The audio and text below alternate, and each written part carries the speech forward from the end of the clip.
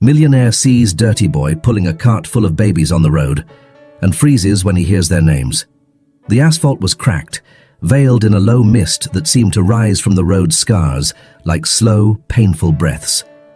A boy, about 10 years old, barefoot and with ankles stained in dried mud, was pulling a makeshift cart, scraps of wood and old bicycle wheels. Inside, 3 babies lay wrapped in patched blankets, either sleeping or softly crying, rocked only by the squeak of metal and the boy's trembling effort. With every step he panted like he was climbing an invisible mountain, battling a wind only he could feel. A black car, polished like a mirror, approached from the opposite direction, tall, sleek and silent, like a predator. When the driver saw the scene, he slammed the brakes so hard the car skidded several feet, tires screaming against the ground. The noise startled the babies. One began to cry louder. The boy froze, but didn't let go of the cart. He stood there, slouched with exhaustion, eyes nearly closed from sleep deprivation. From the leather seat, the man stepped out slowly. He wore a dark suit, an expensive watch and spotless shoes. He looked completely out of place in that desolate setting. He looked at the boy, then at the cart, took a deep breath, trying to stay composed. His voice came out steady, but low. You out here alone?" The boy nodded, lips cracked, skin peeling under the sun.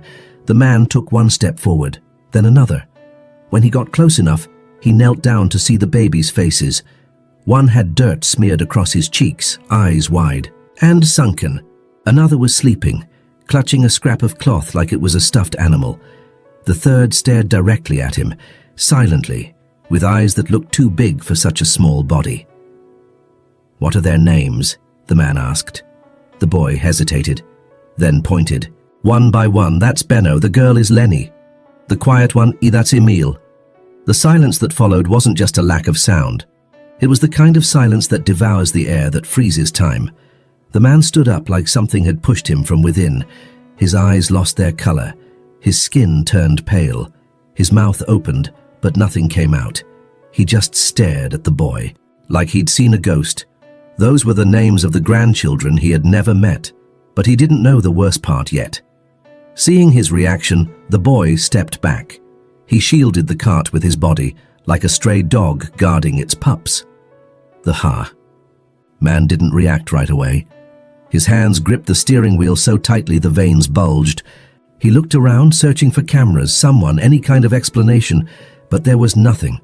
Just that road, the still wind, and a boy who looked like he'd crawled out of a long-forgotten nightmare. "How do you know those names, Jose?" man asked, his voice now less steady. The boy didn't answer. He simply looked up and said something that turned the man's blood cold. "Because they're my brothers." The man staggered, felt a sharp pain in his chest, like something was slowly tearing inside him, savoring every rip. He couldn't make sense of it. Those names, he'd only seen them once, on an old envelope he never had the courage to fully open. They were the names his daughter had chosen, his daughter who had disappeared 7 years ago, taking with her the last pieces of his family. And then the boy said something else. "My mum told us to walk until we found the black car. She said when it stopped we'd have a place to sleep." The man dropped to his knees again. He needed to see the boy up close. His features, his eyes, his mouth. There was something there, something hauntingly familiar. A trace of pain he'd only seen in faded photographs. The same expression of abandonment worn by the woman he'd lost before he ever had the chance to say goodbye. But there was more, something no one could have expected. Documents in the boy's pocket. A folded letter. And the name on the return address. This story hadn't begun on that road, and it wouldn't end there. The letter was damp, stained with droplets that could have been rain, sweat, or tears. The handwriting was shaky, as if written, in the dark by hands that no longer trusted anything. The man unfolded it right there, his hands still dusty from the roadside. The penmanship was hers. He'd know it even with his eyes closed. It belonged to the daughter he hadn't seen since the day she ran away crying, vowing he would never meet her children. The letter read, "If you're reading this, it's because you finally forgave me. Or maybe you just don't have the strength to hate me anymore." He felt the ground shift beneath him. remembered the last time he saw his daughter. She had a small suitcase, a 6-month belly, and eyes begging for something he didn't know how to give. Maybe love. Maybe understanding. He had said harsh things that morning, with a coldness he thought was necessary to protect the family's honor. But now all that remained was an echo, and the shadow of her children on the road. The boy, still standing nearby, watched him with tired suspicion. He didn't trust adults. He didn't trust the world. He probably didn't even know what trust meant. Roads don't teach that. They teach survival, silence, and fear. And maybe hunger, a hunger the man now saw carved into the babies' faces, even in those too young to speak. "What's your name?" the man asked gently, trying not to scare him. "Tom," the boy whispered. "My mum said not to talk to strangers, but she also said if the car was black, I could trust him." The man looked at his own car. Luxurious, immaculate, black. As if fate had painted that color not by chance, but as a secret code between pain and forgiveness. "Tom, how many days have you been on the road?" The boy hesitated, then looked up at the sky as if trying to count the nights, not the days.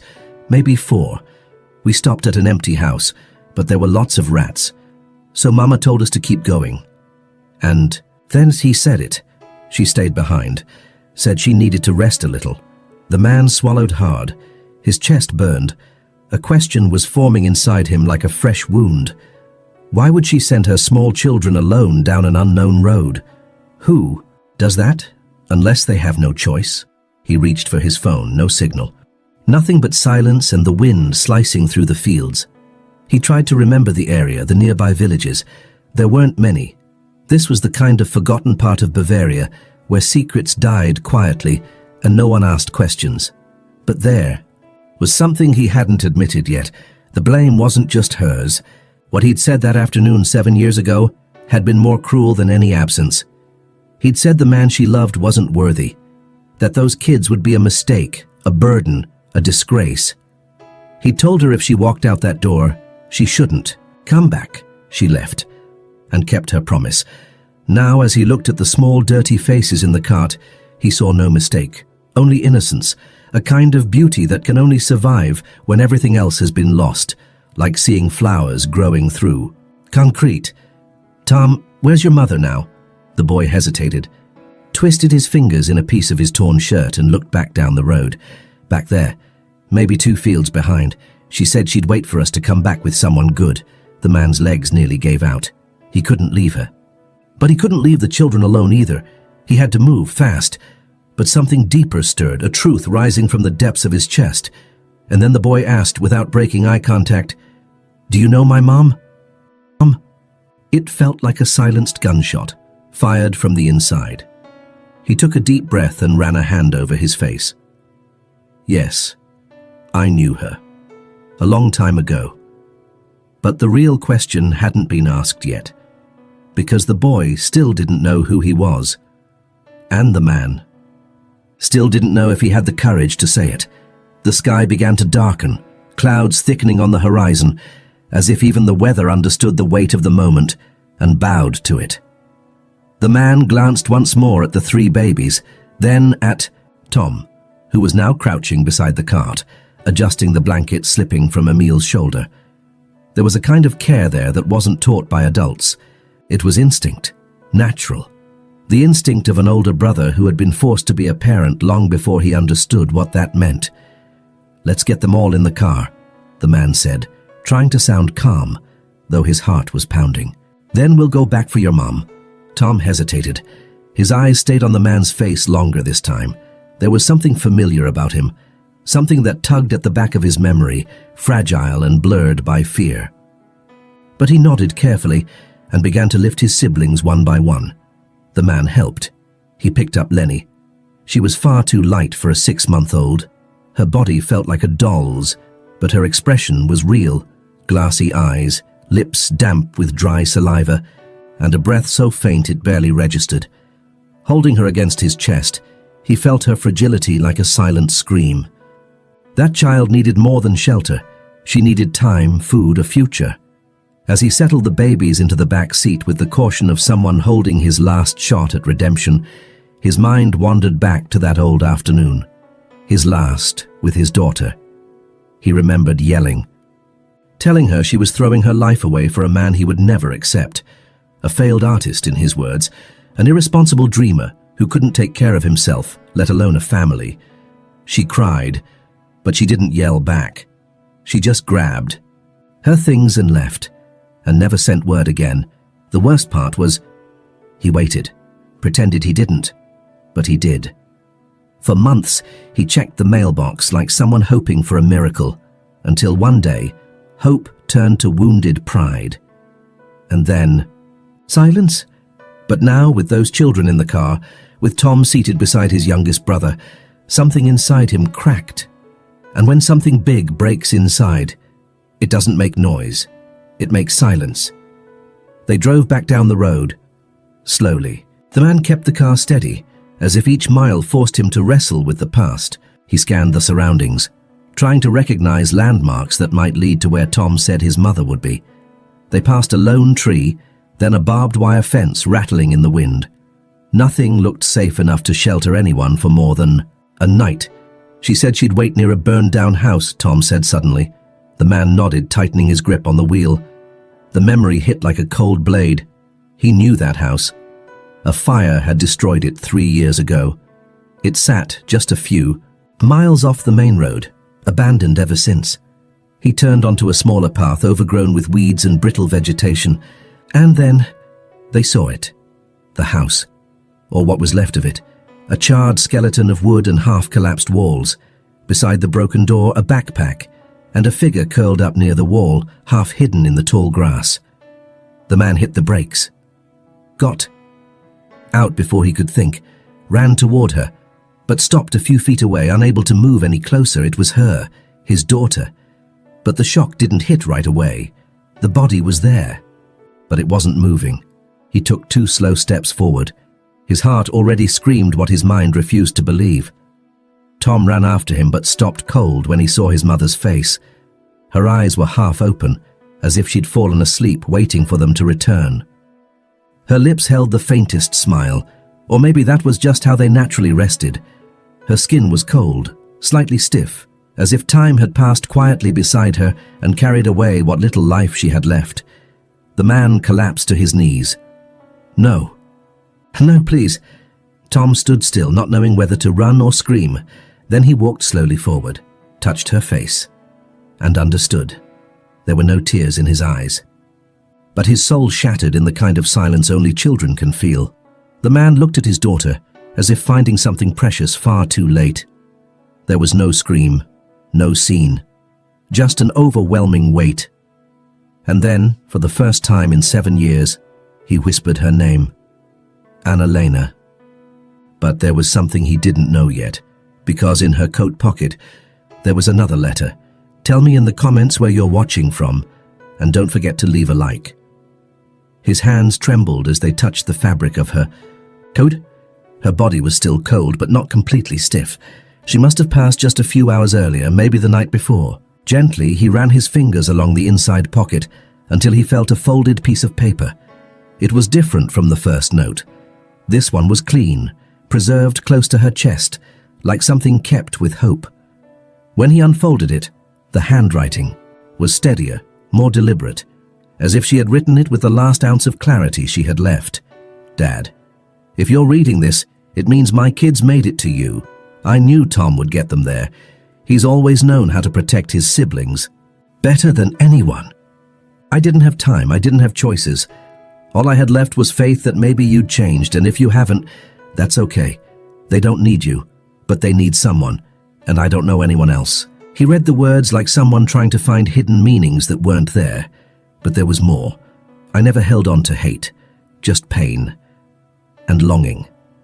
Life took the wrong turns, and I stopped asking for help because I thought I didn't deserve it anymore. I lost my father before I ever became a mother. But if there's still time, please don't abandon my children the way you abandoned me. The letter slipped from his hands, landing among the weeds and dust. Tom stood back watching, trying to understand why that piece of paper hurt so much in silence. The man turned around, eyes hollow, face cracked. No tears, just the look of someone realizing they failed in ways pride could never hide. She trusted me, he muttered almost to himself. Even after everything, the road back felt longer, the sky now heavy, as if time itself was about to collapse. The rain started light, cutting through the dry heat like a cold sheet draped over a feverish body. The children were already in the car, safe, but the man hesitated to get in. He stood in the rain, staring at the ground. For the first time, he didn't know what to do. Tom stepped out of the car and stood beside him. The boy looked up and asked quietly, "Are you going to take us home?" He wanted to say yes. He wanted to say he'd do everything differently, be everything he hadn't been, but the truth was harder. He didn't know how to raise 3 kids. Emotionally, he wasn't sure he had what it took. Financially, yes, but what about the rest? He had money, but he didn't know how to hold a baby, didn't know how to soothe a cry, didn't know how to tell bedtime stories, and worst of all, he hadn't forgiven himself. "I don't know if I can," he confessed. Tom just looked at him, then answered, "She said you'd try to run at first." It hit like a clean punch. He turned to the boy. "What?" "In the letter she read to me before she told us to start walking, she said maybe you'd be scared, maybe you'd think you couldn't do it, but she also said, you know how to do hard things. You just have to remember." The man took a deep breath. It hurt, because it was true. He had survived financial wars, betrayed business partners, rebuilt failing companies, but he'd never managed to fix what he broke at home. He had conquered the world and lost his daughter. Suddenly one of the babies started crying. It was Lenny. Her cry was weak, uneven, as if her body was too exhausted to truly protest. Tom rushed toward her, but this time the man stopped him. "Let me." He picked the girl up. She was warm, small, but carried a symbolic weight he never imagined himself holding. Her head rested on his chest. And the crying stopped. That was the moment he felt it. Her heartbeat, fast like a frightened bird's. But she trusted. Without knowing who he was, without knowing he had been the reason her mother ran, she just let herself be held, and there under the rain he cried for the first time in years, but redemption wasn't guaranteed. Because when he got back behind the wheel and started the car, he realized he had no idea where to take them. No home, no names on their papers, no legal authority over those children, and something worse still, a shadow approaching. His daughter's past, carrying secrets he didn't yet know. The car rolled slowly down the muddy road, the rain tapping steadily on the roof, blending with Emil's soft sobs and Lenny's faint whimpers. Tom was awake but silent, staring out the window with a seriousness far beyond his age, as if something inside him already knew the world didn't move for justice. The man behind the wheel drove with visible tension in his shoulders, hands, gripping the leather like it was the only thing left he could control, but he felt it. Someone was watching. At the first dirt road curve, he saw it. An old car parked on the side. Headlights off, body caked in mud. Someone was inside. Tinted windows, no faces visible. He kept driving, tried to ignore it, but the rearview mirror didn't lie. The car started up and pulled onto the road behind them. His heart jumped. No road signs out here. No cell signal, and the nearest police station was nearly 25 miles away. He pressed the gas just a little harder, kept his voice calm so Tom and the babies wouldn't panic. But Tom noticed anyway. "That car's following us," he said, still watching the window. The man didn't answer, just took a slow breath and sped up a bit more. The road narrowed. Trees on both sides formed a kind of tunnel, dark, dense, claustrophobic. The ground was slick. Rain now came down in heavy sheets across the windshield. "Who are they?" Tom asked. "I don't know," the man said, eyes on the mirror, "but they don't look friendly." And then, the car behind them turned its headlights on. He reacted. Instantly, swerved left into a barely visible path hidden in the brush.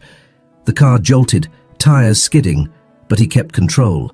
They entered an old dirt road that led to abandoned industrial ruins. Storage warehouses shut down since the IG 1980s, the kind of place where no one lived and no one watched. Tom gripped the seat, trying to stay balanced. The babies started crying louder now. They could feel the tension, and for the first time, the man spoke with urgent clarity. "Tom, listen to me. We're stopping here. You're going to take your siblings, go inside that warehouse, and stay silent. I'll try to lead them away. But what if they're bad people? That's why you need to do exactly what I say. Now." The car screeched to a stop. The man jumped out, ran to the back seat, and helped Tom get the babies out. Blankets, rags, the few belongings they had. He pointed to a half-open metal door at the back of the warehouse. "Go, and don't come out until I call you." Tom ran, and for the first time he didn't hesitate. The man got back in the car, shifted into reverse, and rolled back toward the entrance of the dirt road. Seconds later, the car that had been tailing them appeared. It was an old grey van. 2 men in the front. They stopped when they saw the man's car still running. The passenger stepped out, moving slowly, face too blank for the situation. "Trouble, sir?" he asked, in clipped, cold German. The man forced a smile. "Bad road. Thought I was lost." The van man stepped closer, peered inside the vehicle. "Alone?" "Yes." "Strange.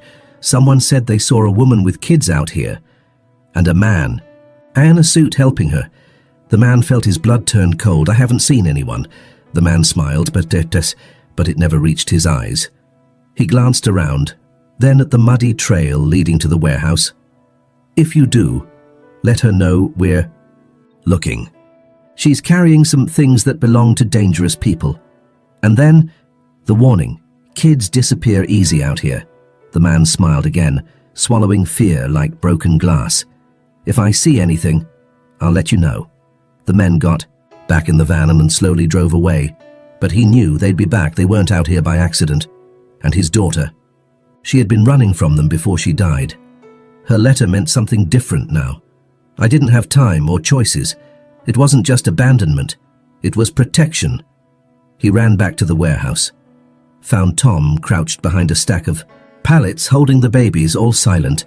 When the man stepped in, Tom's eyes opened wide. "They're coming back, aren't they?" "Yes. So what now?" Now he had to choose. Run again? Drop the kids off at a shelter like none of this was his to carry? But something burned inside him. A decision not yet made. And time running out. Rain kept falling, as if the sky was trying to wash away 7 years of guilt, silence, and abandonment. Inside, the air reeked of rust, wet wood, and old dust.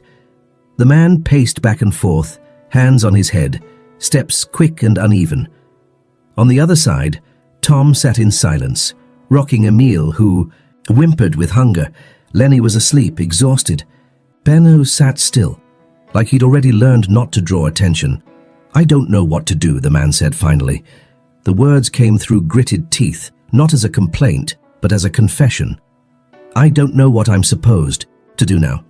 Tom didn't answer, but his eyes did. They held exhaustion, yes, but also a quiet hope, as if somewhere inside that boy, he was still waiting for this broken man to finally step up to the responsibility he'd abandoned years ago. "You need a home," the man continued, almost to himself. "Safety. A future. But I don't know if I am that future. I'm a stranger, a ghost from your mother's past, a man who didn't even have the courage to look for her when there was still time." And then Tom spoke. Quiet but steady. "She didn't expect you to be perfect." The man turned to him. "She just hoped you wouldn't run again." That's when it all broke. The man sat down on the cold concrete floor, suit soaked, hands over his face. A sob escaped. Then another. It wasn't loud, but it hurt, like every breath was a blade. He remembered now. The moments he almost picked up the phone, almost wrote a letter, almost asked around, but he always told himself it was too late, that she didn't want him anymore, that there was no forgiveness left. The truth was simpler. He had been afraid to hear he was no longer a father, and now, the cost of that fear looked him in the eyes through 3 orphaned children. Tom walked over slowly, sat down beside him, saying nothing at first. After a few seconds he spoke, with a calm far too grown up for his age. "She used to talk about you, when she thought we were asleep." The man raised his head, eyes bloodshot, What did she say? That you were tough, proud, but that once you loved her more than anything. And maybe you still did. A distant thunder rolled through the silence. The warehouse trembled lightly in the wind. Outside, it felt like the world was conspiring against them, as if time itself refused to wait. Each second a reminder. They were being hunted. They might not get another chance. Do you trust me, Tom? The boy paused. Not yet. But I'm trying. The man nodded. That was fair. He didn't fully trust himself either, but at that moment, sitting beside the grandson he never knew he had, he felt something he'd never allowed himself to feel. Need. Not to fix everything. That was already lost, but to stay, to not run. We need to leave, he said. We have to disappear before they come back. Where to? To my house. No one knows I own one in rural Thuringia. It's isolated, safe. If we make it there, I can start the legal paperwork. I can try to become your guardian. Tom stared at him for a long moment, then nodded. But hiding's not enough, they'll come looking. The man knew, and that's why the next decision hurt more than the rest. I'll put my name on everything. Tell the authorities what happened. Report the men. Show them the letters. Do it the right way. Even if it means being taken away from you for a while, it'll be to protect you in the end. That was his final flaw laid bare. The truth he hadn't said aloud. He couldn't buy redemption anymore.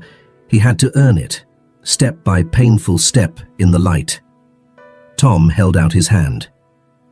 The man hesitated for a fraction of a second, then took it, and there, in the darkness of a forgotten warehouse, two broken worlds connected, and for the first time, a thread of real future began to weave.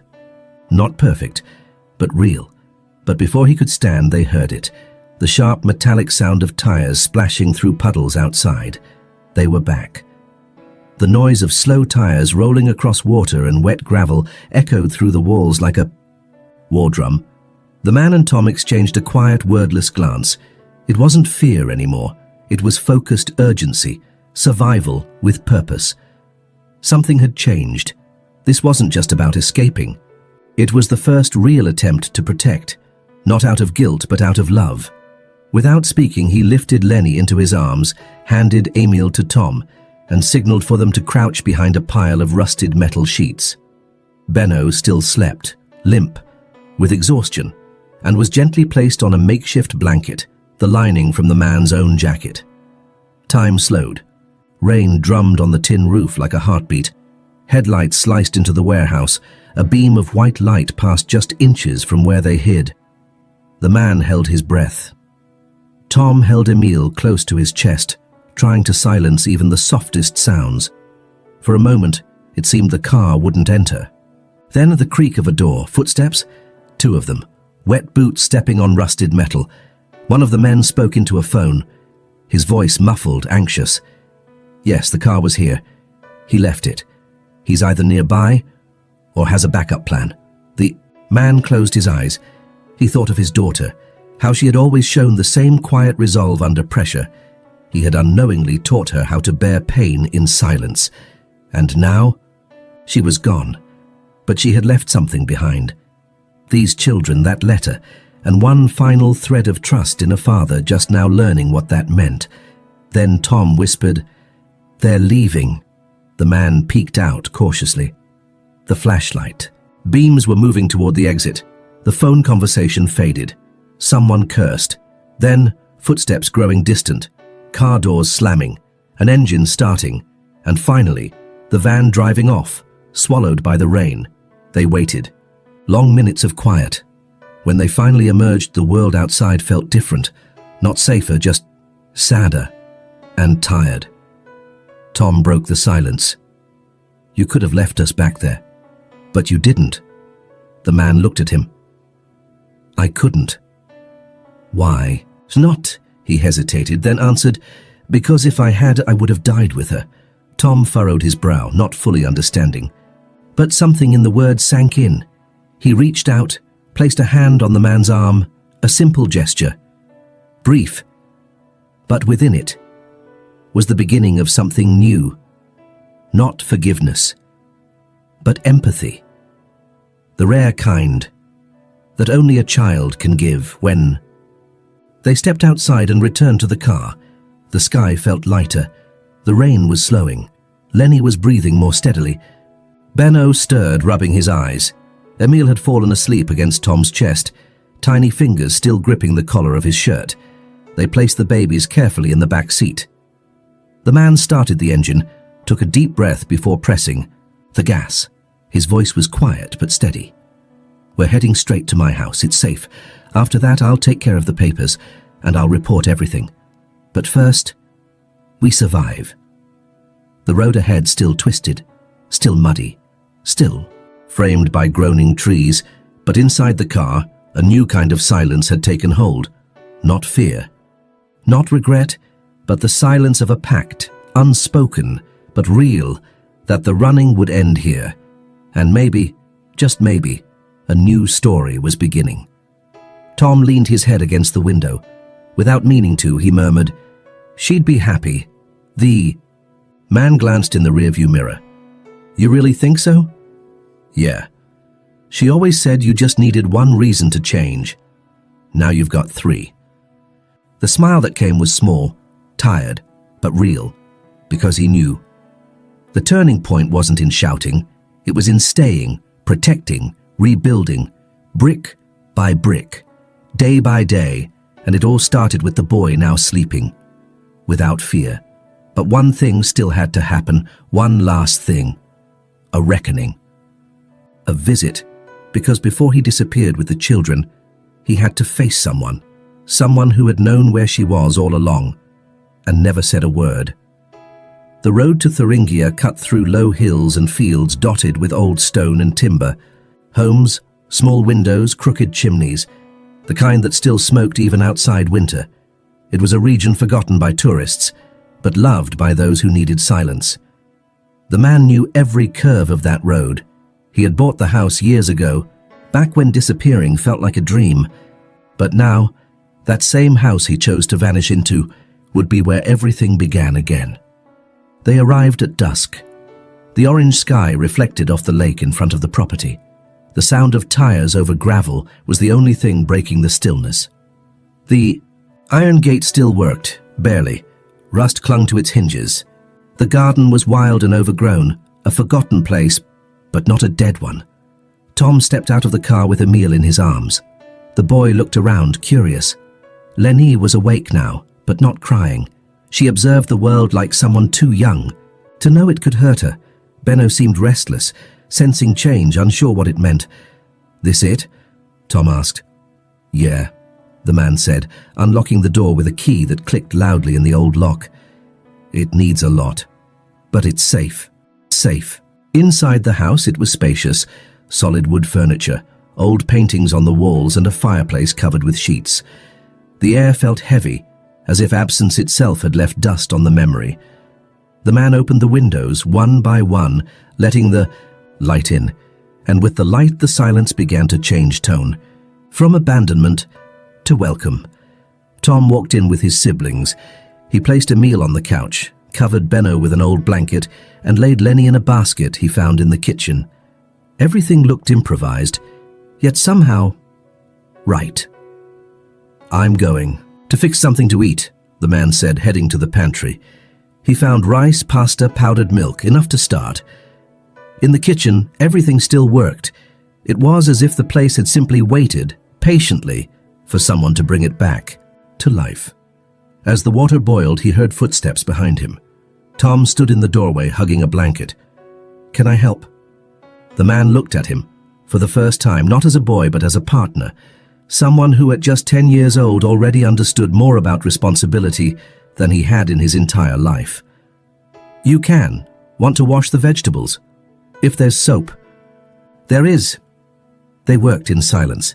They chopped, stirred, tasted. It wasn't a perfect meal, but it was warm, simple, made by 4 hands. At the table, the siblings ate slowly, still wary but no longer afraid. The air in the house began to breathe again. After years of silence, the home once more heard small voices, the clink of cutlery on plates, the smell of food and life. After dinner, the man went up to the old guest room. He changed the sheets, cleaned the floor, moved out the unnecessary furniture. He turned it into a makeshift children's room, scattered quilts, cushions, old wooden toys. Tom helped with everything. He was methodical, careful, and he was starting to smile. Night came with a light breeze. The windows clicked softly, and the sky, clear now, revealed a field of stars Tom had never seen before. He sat on the porch, wrapped in a blanket. The man brought a mug of hot chocolate and sat beside him. For a moment, neither said a word. They just looked into the darkness with different eyes. "I always thought I'd never have grandkids," the man finally said. "But you were there all along, growing up far away once and strong." Tom replied without turning his face. "She did her best, even when she was sick." "Sick?" Tom nodded. "We didn't understand much, but she coughed a lot. Got dizzy, sometimes threw up blood. She tried to hide it, but I saw." The man felt his stomach twist. She must have had something serious. She knew. But she wouldn't go to the hospital. She was afraid they'd take her away. Silence again. But now it was a silence of understanding, of shared guilt. "She loved you a lot," Tom added. The man closed his eyes. The words hit like invisible nails against his chest.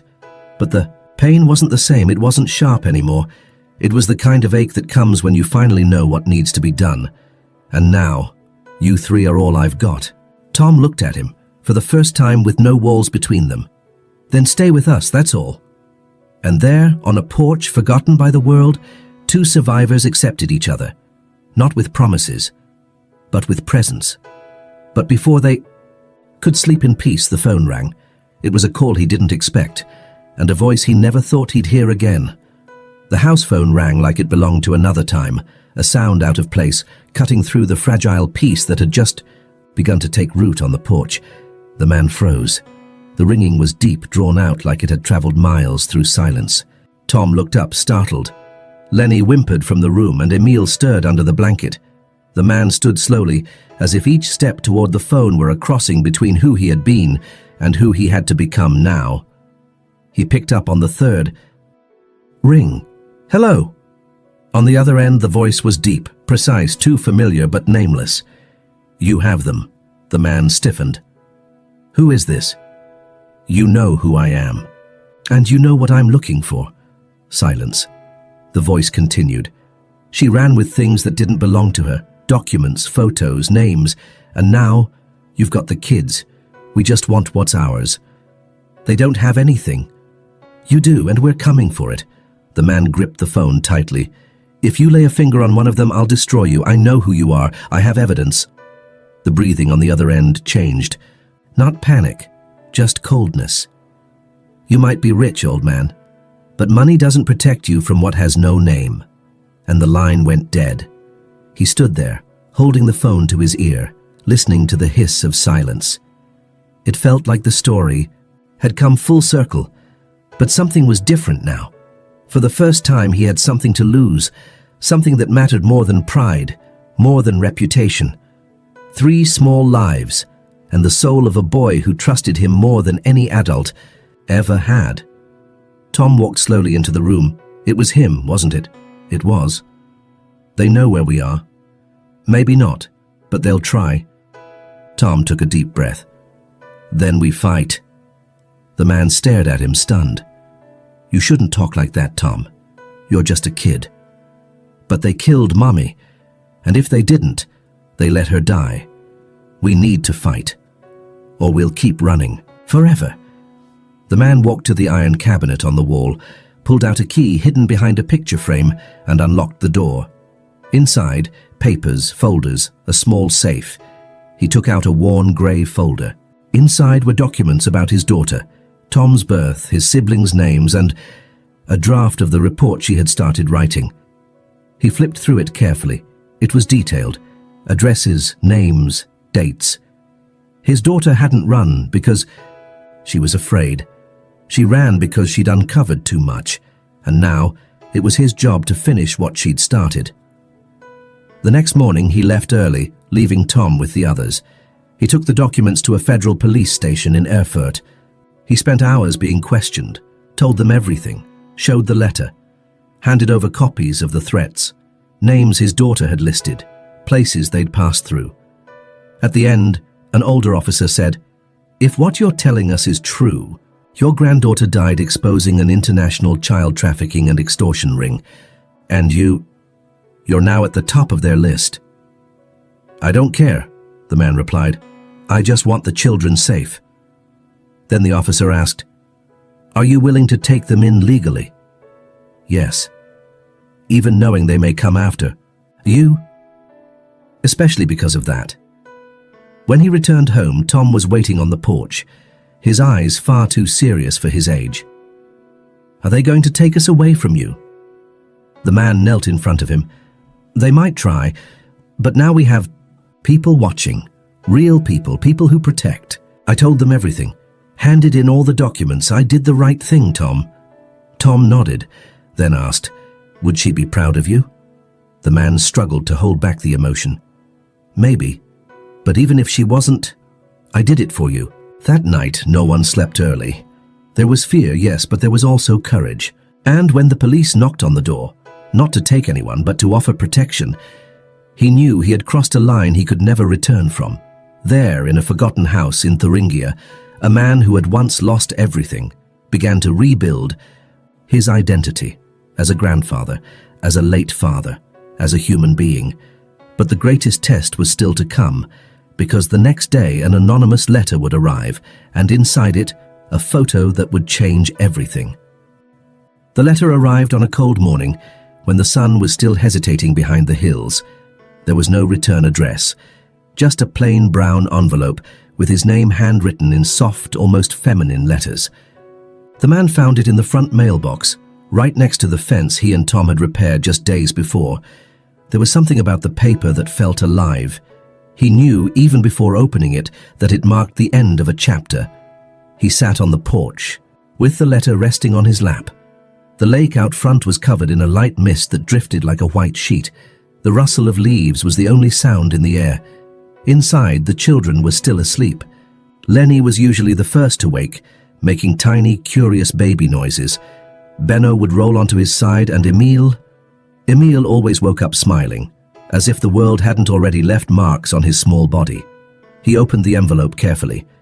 Inside, a folded photo and a note. In the photo, Annalena, his daughter, held a young Tom, maybe 3 years old, sitting in the shade of a tree. It was spring. You could tell by the flowers in the background.